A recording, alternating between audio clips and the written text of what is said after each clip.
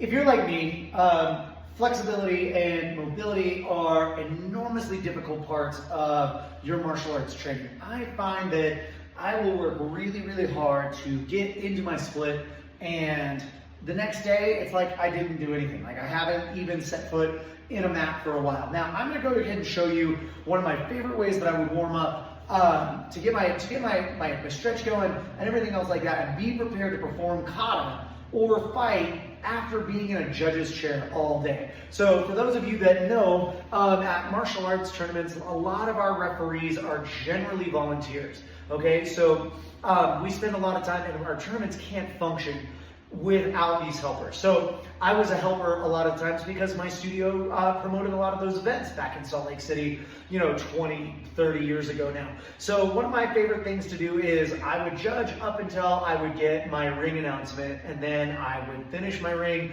and then I would start this routine right here. So I start always in my horse stance stretch, and one of the things that I like to do is rock my hips back and forth.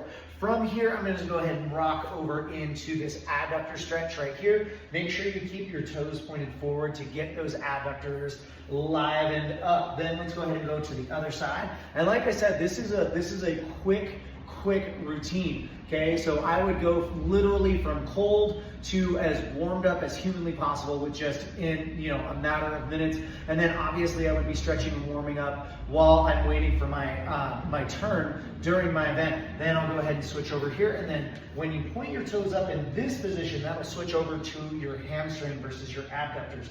Okay, your adductor muscles. Good. And then I would just hold this and then hold this, and then I would go back into my horse stance stretch. Now, I just came out of work, so I am cold. So when I go into my split right here, okay, it shows. Like I said, my mobility has never been great, and I have to fight for every single inch, okay?